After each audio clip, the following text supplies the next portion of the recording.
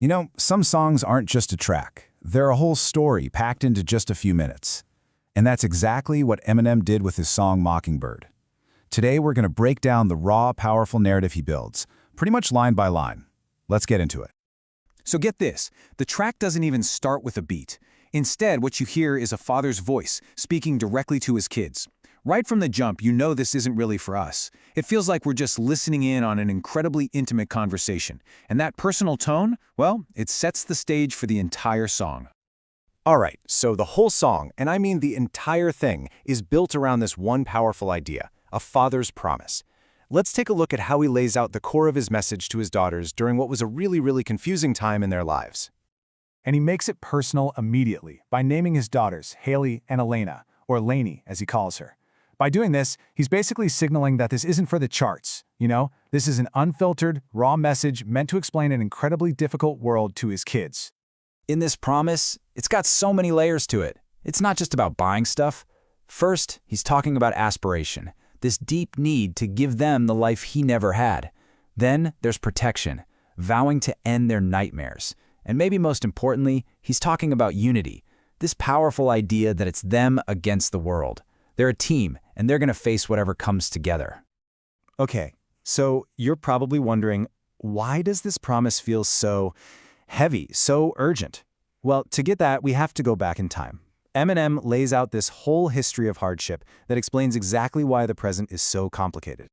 Wow, I mean, this line right here, it's just brutally honest. It's the entry point to a really painful memory. A Christmas when he was so broke he couldn't even buy presents for his own kids. You can just feel the vulnerability and the shame in that one admission, and it really fuels the rest of the song. And you can just see how their struggles created this awful domino effect. It wasn't just one bad thing. It was a cascade. The broke Christmas was followed by this constant insecurity. Their homes kept getting robbed. That led to their college fund being stolen. And all of that stress, all that pressure, it eventually tore the family apart, physically separating them across town. And get this, he even mentions the specific amount that was stolen, almost $1,000. That detail is so important because it just shows how devastating that loss was. This wasn't just some pocket change. This was their entire future, saved up in a jar, and just snatched away. So all of this struggle, this entire backstory, it sets the stage for the song's biggest turning point. Fame and success finally come knocking. But the story doesn't end there, because money didn't magically fix everything. In fact, it created a whole new set of problems. This one line right here, this is where everything changes. It's the pivot point of the entire narrative. That one break that pulls them out of poverty and sets them on a completely different path. But, as he's about to reveal, that path wasn't nearly as smooth as it seemed. And this is where you see the really tragic irony at the heart of the whole song. Yeah, they escaped poverty, but they gained the problem of him always being gone for work. They escaped neighborhood crime, but they gained the harsh, inescapable glare of the media, where their mama's always on the news. Success didn't bring them peace. It just swapped one set of impossible problems for another. Man, you can just feel the deep regret in this line. He knows his kids became collateral damage in his public life. All he ever wanted was to make them proud, but he realizes that in the process he gave them a front row seat to all the chaos that his fame created. Okay, so this brings us to what I think is the song's absolute masterstroke, how he tries to make it all right.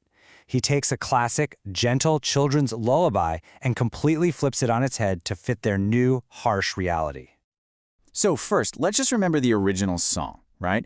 Hush Little Baby is all about a parent promising to buy things, a mockingbird, a diamond ring, anything to make their child stop crying. It's about being a passive provider, just offering up objects as a solution.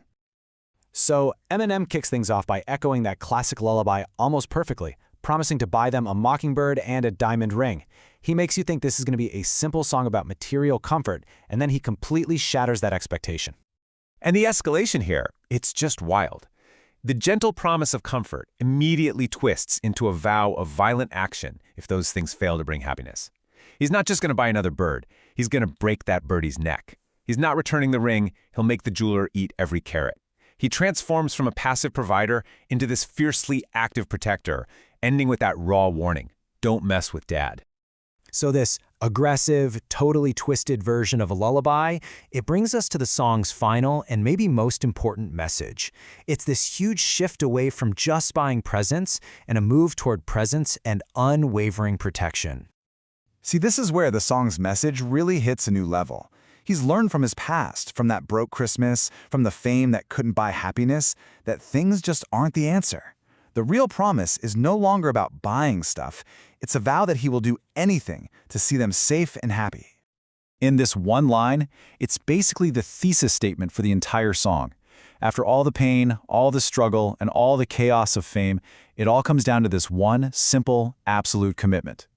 This is the real promise, the one that replaces that old, broken lullaby. So, when you step back and look at the whole thing, what's the big takeaway?